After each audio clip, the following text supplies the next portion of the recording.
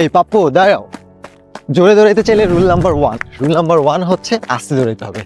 আমি কিরকম দৌড়াইতে হবে? আমরা কি যখন দৌড়াচ্ছি তখন লম্বা টাইম আস্তে কথা বলতে বলতে দৌড়াবো, নাকি যতক্ষণ জোরে দৌড়াচ্ছি তখন কথা বলতে পারবো? না, ব্যাপারটা হচ্ছে আস্তে দৌড়ানো আমরা ওই জোন 2 বলি।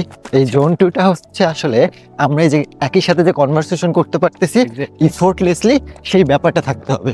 অর্থাৎ আমাদের যে যার ক্যাপাসিটি যেমন আছে সেই ক্যাপাসিটিতে আমি যেই পেসে আরেকজনের সাথে এরকম ফ্রিকুয়েন্টলি একদম ইজিলি কথা বলতে পারতেছি, এটা কতক্ষণ সেই সময় জোনে পর্যন্ত আমাদের করতে দৌড়াতে পারি? হবে। এই জোনটা বা এই রানটা আমাদের সপ্তাহের ম্যাক্সিমাম ট্রেনিংয়ের 80 to 90% হইতে হবে এবং ডিউরেশনও অ্যারাউন্ড 60-70 মিনিট, 90 মিনিট, যার যেমন ক্যাপাসিটি সেই অনুযায়ী যাইতে হবে। সো আমাদের মনে রাখতে হবে যে আমরা যদি জোরে দৌড়াতে চাই তাহলে প্রথম রুলেই হচ্ছে আস্তে দৌড়ানো শিখতে হবে।